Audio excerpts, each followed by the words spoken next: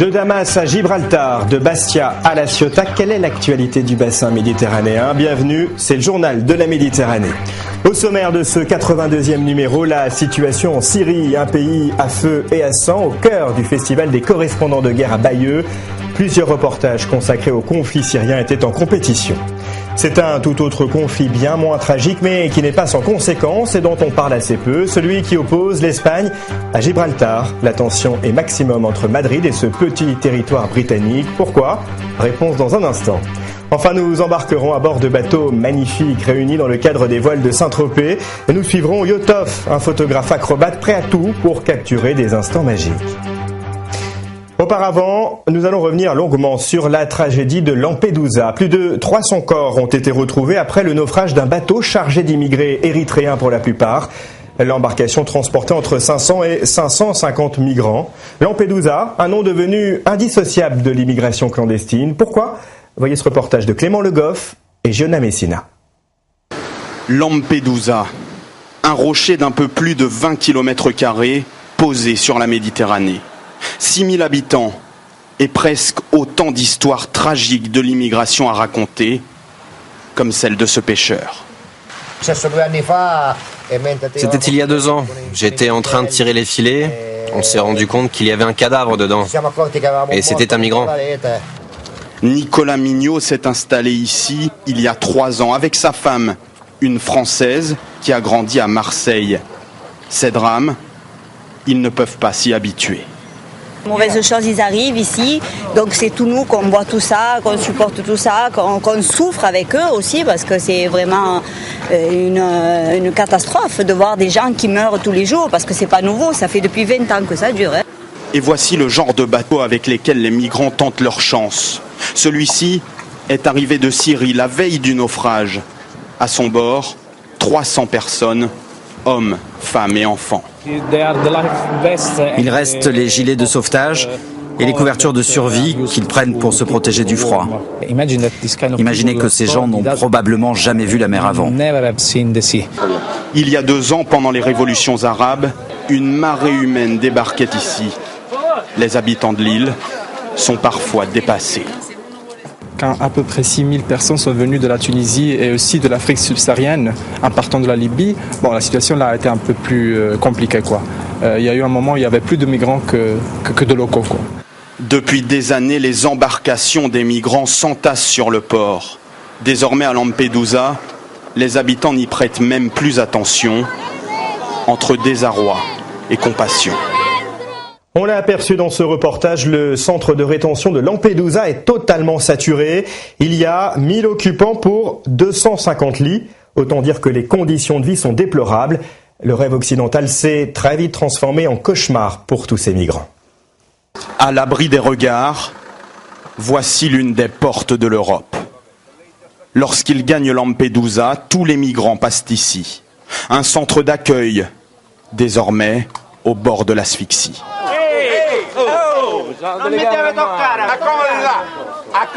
Le directeur du centre semble dépassé, car ces Syriens protestent. Ils viennent d'installer des matelas pour barrer l'accès au centre. Car depuis 3 jours, il ne cesse de pleuvoir et ils dorment dehors.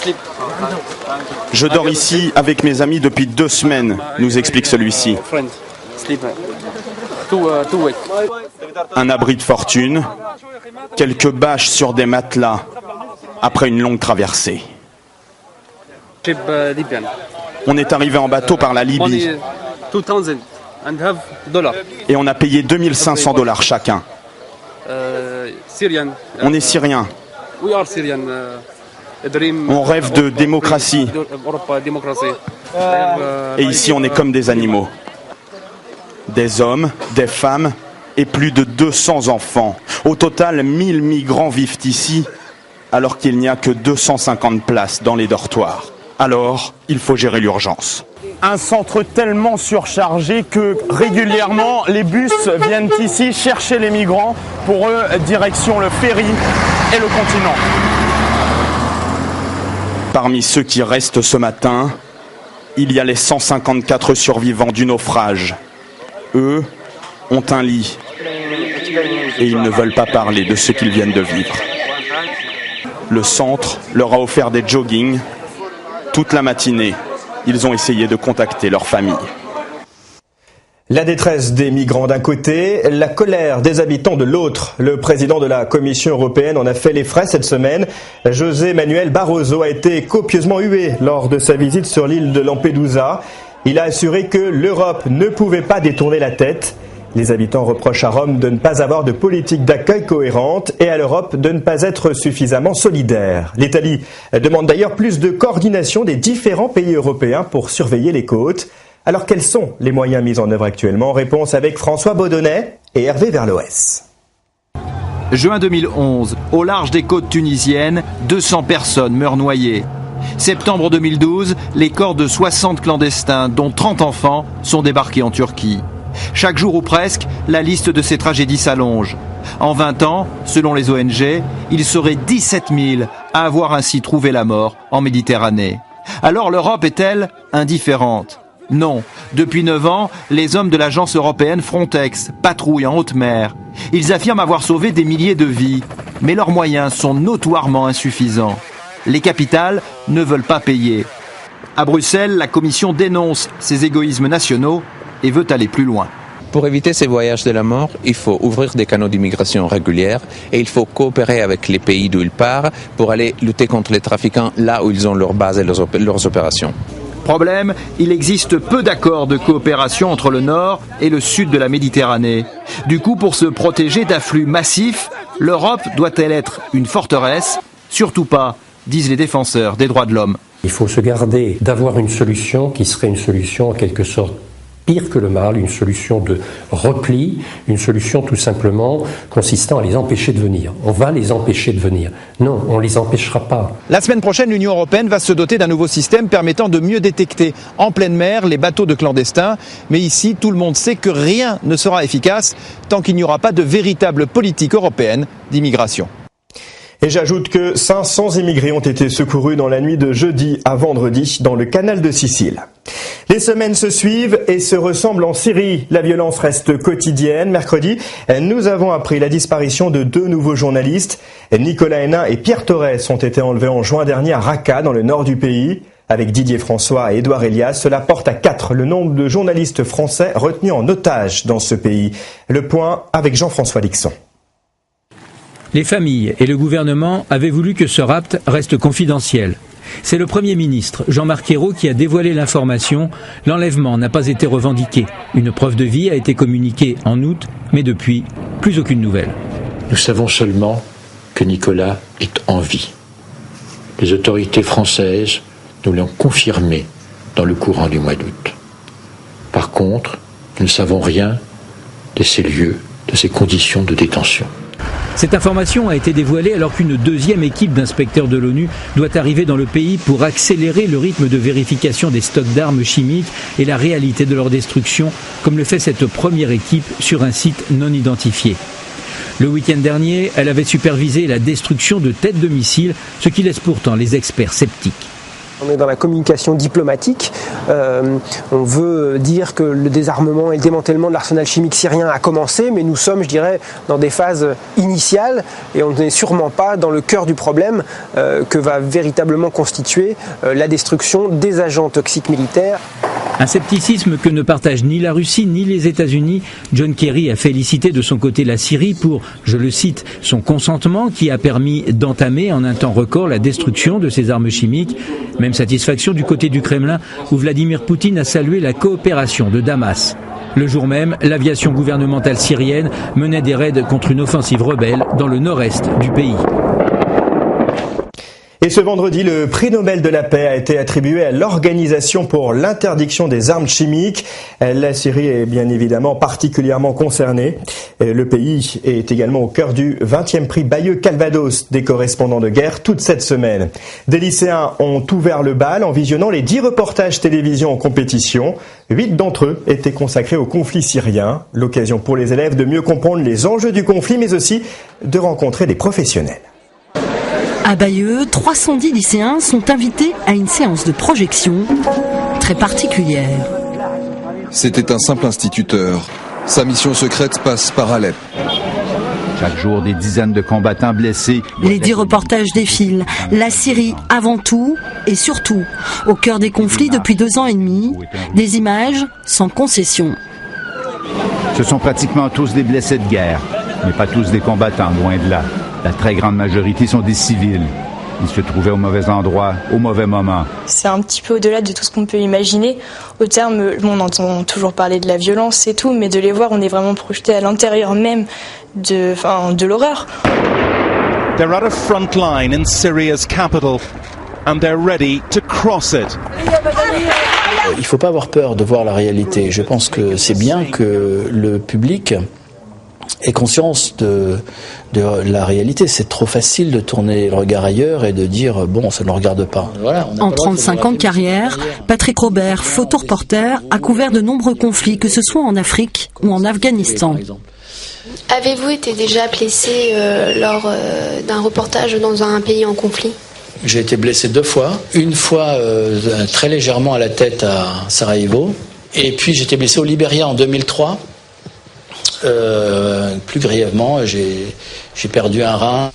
Témoigner pour mieux comprendre, c'est le principe de ce festival des correspondants de guerre. C'est remarquable de voir leur investissement.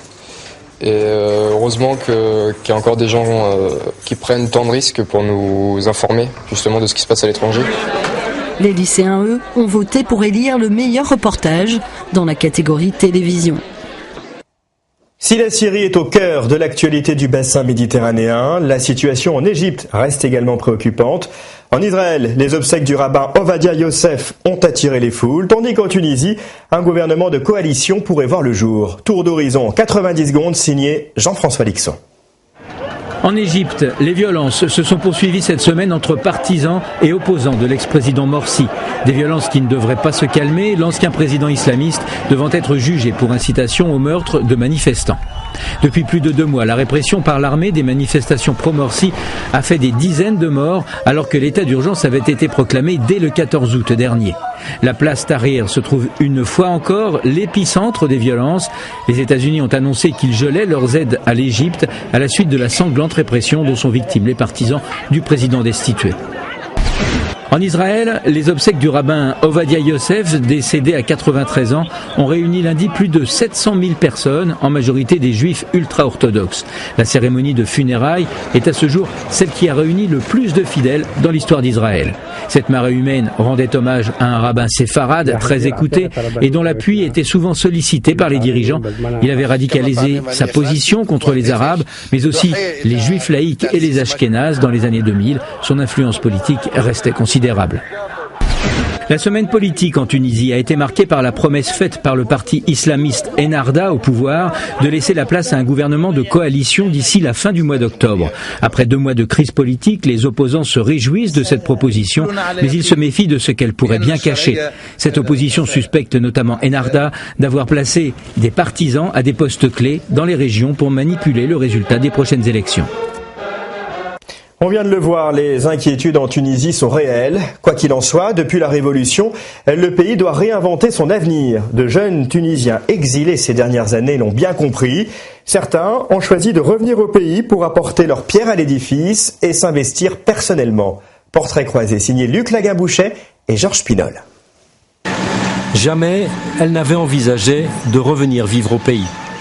Fatma, née dans une famille d'opposants, quitte la Tunisie à l'âge de 18 ans pour faire ses études d'architecture en France. Et depuis son départ, elle ne revenait à Tunis que pour les vacances, jusqu'au jour où tout bascule. Les événements de 2011 m'ont fait revenir parce que le matin du 15 janvier, c'était un samedi matin, je me suis réveillée, j'ai ouvert les yeux, je me suis dit, il n'y aura plus le portrait de Ben Ali sur la une de la presse. Et ça, j'aimerais bien le voir. Wissem, lui, est à Tunis quand la révolution éclate, en mission pour une société française de consulting. Nommé directeur de cabinet du nouveau ministre de l'économie 10 jours après la fuite du dictateur, il abandonne sa carrière à Paris et entre au gouvernement. À l'intérieur de ces murs, c'était un peu le château de cartes de Ben Ali qui s'était effondré. Donc il n'y avait plus rien. C'était un peu le miracle économique de Ben Ali qui s'est transformé en mirage. Quand je vivais ici 10 ans avant de partir, j'avais jamais vu un mendiant. Aujourd'hui, il y en a. C'est pas parce que il y a des problèmes économiques, mais c'est parce qu'aussi, les mendiants, ils étaient ramassés par la police et on voulait pas les montrer parce que pour le tourisme, c'était pas vendeur. La liberté a aussi des revers, en fait. Fatma se rend sur un chantier. Elle a désormais son cabinet d'architecte en association avec un confrère tunisien. Wissem, de son côté, quitte le gouvernement après la victoire des islamistes aux élections fin 2011. Aujourd'hui, il dirige sa société de conseil en stratégie et emploie 10 salariés. Un bon lancement, en tout cas, c'est 3 mois de travail. Ça marche. Je pense que les Tunisiens qui ont parcouru le monde, qui ont surtout évolué dans les pays développés, démocratiques, occidentaux, doivent aujourd'hui avoir cette en tout cas, démarche vers la Tunisie, parce qu'ils peuvent faire la différence. Le retour en Tunisie, c'est pour contribuer à cette période cruciale de l'histoire du pays. L'euphorie de la révolution est déjà loin, mais ces Tunisiens revenus au pays sont des entrepreneurs résolument optimistes. On est là, on avance, ne vous inquiétez pas, voilà. C'est évident que ça donne l'impression d'être la jeunesse dorée, mais c'est pas forcément des gens qui avaient beaucoup de moyens à l'origine. Ils avaient des compétences et la volonté d'œuvrer pour monter une structure qui ensuite, au final, crée de l'emploi. Fatma, Wissem et tant d'autres pourraient repartir faire carrière à l'étranger. Mais à ce jour, leur rêve est en Tunisie et ils s'y accrochent. Intéressons-nous à présent à un rocher, objet d'une longue discorde, Gibraltar. Cela fait 300 ans cette année que l'Espagne a cédé au Royaume-Uni ce petit territoire de 30 000 habitants à l'issue d'un conflit militaire en 1713. L'Espagne tente depuis des dizaines d'années de récupérer cette ancienne colonie britannique qui a obtenu en 1968 un statut d'autonomie. Ces derniers mois, la tension est encore montée d'un cran. Gibraltar, la guerre du Rocher, c'est un reportage d'Arnaud Comte et de Mathieu Régnier. Depuis quelques mois, leur pêche est maigre. Et ces marins espagnols ont comme l'étrange impression de ramasser leurs filets en ville, coincés entre la digue et ces dizaines de bateaux de commerce. Où on va ? Regarde, là on ne peut pas parce qu'il y a des navires et encore des navires. Et là on ne peut pas non plus parce qu'on n'a pas le droit. Alors où on pêche ? Encarné Jiménez et son collègue Miguel se disent prises entre les mailles de Gibraltar, ce rocher, l'enclave britannique de 7 km² dont le territoire ne cesse de s'étendre sur la mer. Et pour dissuader les pêcheurs espagnols de trop s'approcher, les autorités de Gibraltar ont lancé à la mer fin juillet ces immenses blocs de béton. 70 en tout. Quelques semaines plus tard, des plongeurs de la Guardia Civile espagnole inspectaient clandestinement les fonds marins, apposant même en réponse pour marquer leur territoire un drapeau espagnol, alors que la marine anglaise dépêchait sur place un navire de guerre, signe de l'extrême tension. Le durcissement des contrôles rend la vie impossible aux travailleurs espagnols qui attendent parfois jusqu'à 6 heures pour franchir la frontière. C'est une merde comme ça.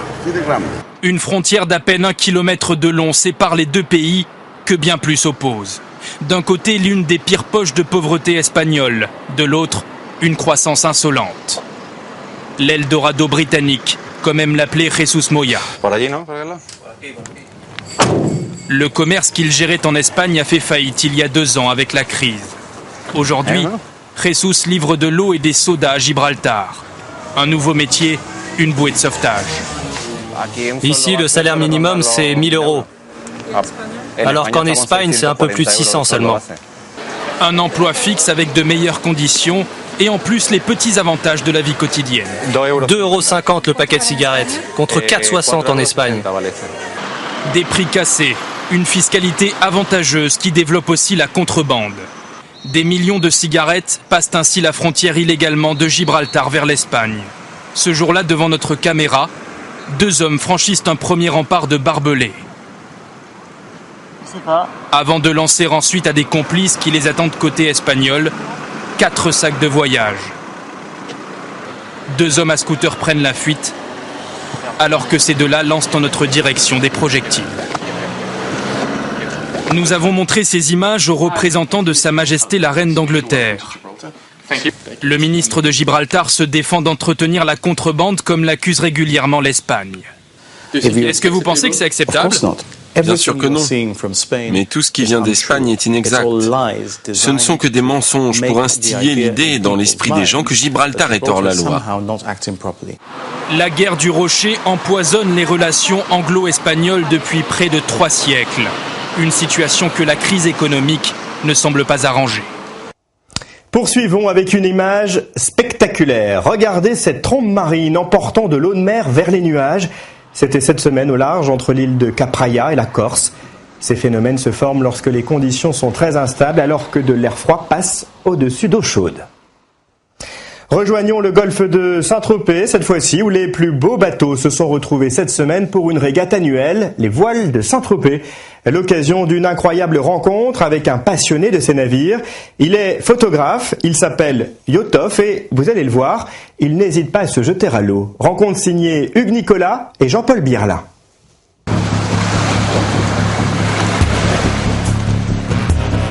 Mi-homme, mi-grenouille.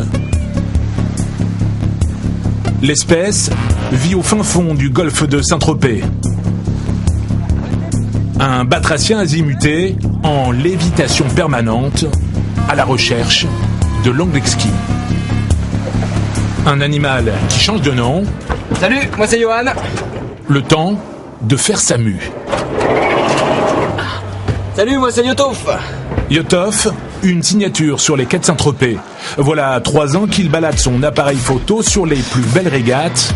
Un homme de l'onde avant tout. Une fois le modèle choisi, il n'a qu'une poignée de secondes. On avance un peu. On est bien, on est super, au top. Pour faire sauter le caisson, tutoyer l'étrave et déclencher. Un grain de folie pour un résultat qui ne manque pas de sel. Des photos qui seront proposées à la vente aux propriétaires des bateaux. Tous les jours, sur son ordinateur, Yotov doit traiter plus de 800 images, de quoi boire la tasse. C'est le dark side of the work. Là, je dois faire tout le traitement des images en fait qu'on a réalisé en mer. Il y a tout le tri, le classement, développement des images. Il y en a pour bien 3 ou 4 heures de travail. Plongée pour réaliser des contre-plongées, du jamais vu qui séduit de plus en plus, comme ce restaurant tropézien qui a décidé d'exposer ses photos.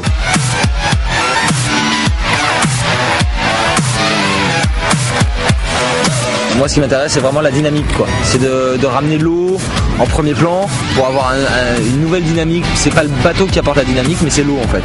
Le bateau reste en deuxième plan, en fait. C'est vraiment un concept un peu différent. Yotov, ou l'histoire d'un artiste entre 2 eaux qui imbibe d'écume le papier photo.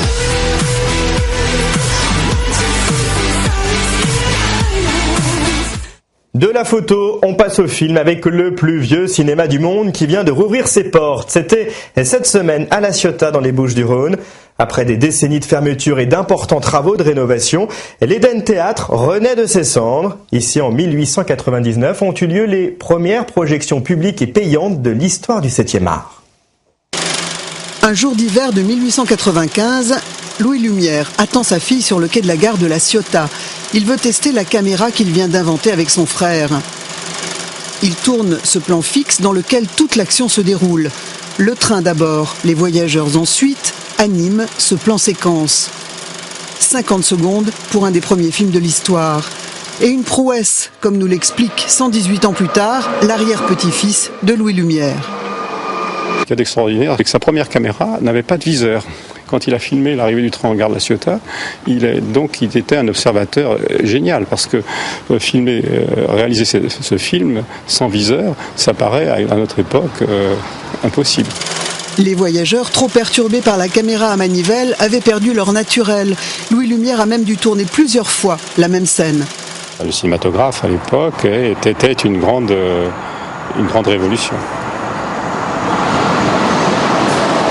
Aujourd'hui, tous les trains ne s'arrêtent plus à La Ciotat, mais la ville reste marquée par ce film. Quelques semaines après son tournage, il a été projeté dans ce théâtre, tout juste restauré.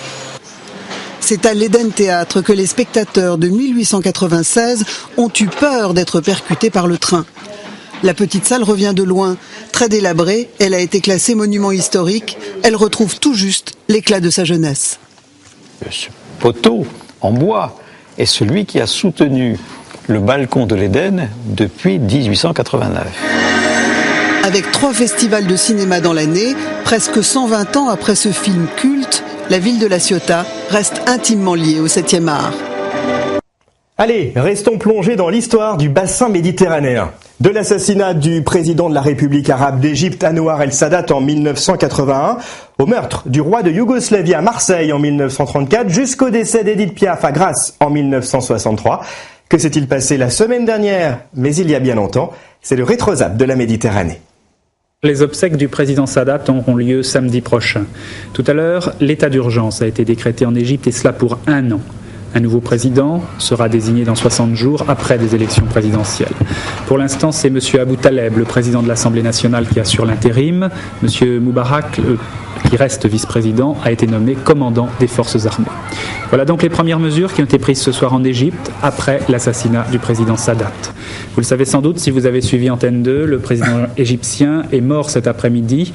Il a été victime d'un attentat commis par des militaires égyptiens qui participaient au défilé organisé ce matin pour célébrer l'anniversaire de la guerre contre Israël.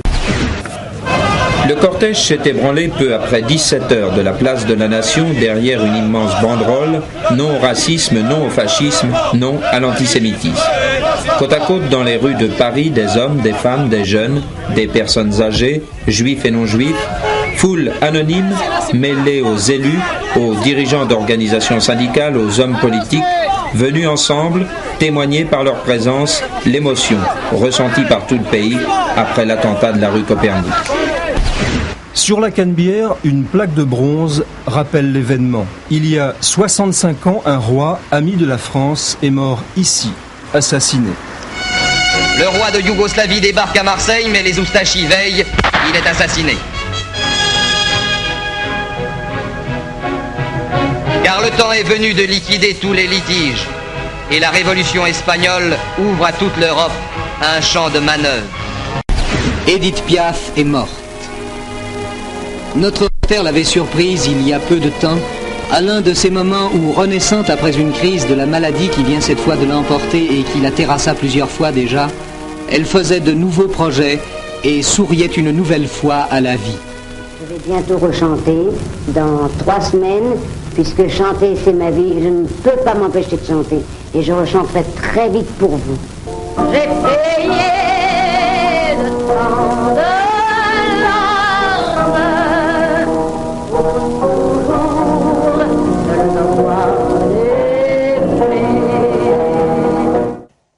Le rétrozap de la Méditerranée, une chronique réalisée avec les archives de l'INA. On se quitte avec l'image de la semaine qui nous ramène au voile de Saint-Tropez.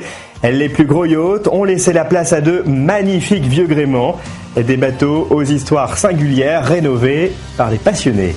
Rendez-vous la semaine prochaine avec Linda Belawes. Bon week-end et très bonne semaine à tous.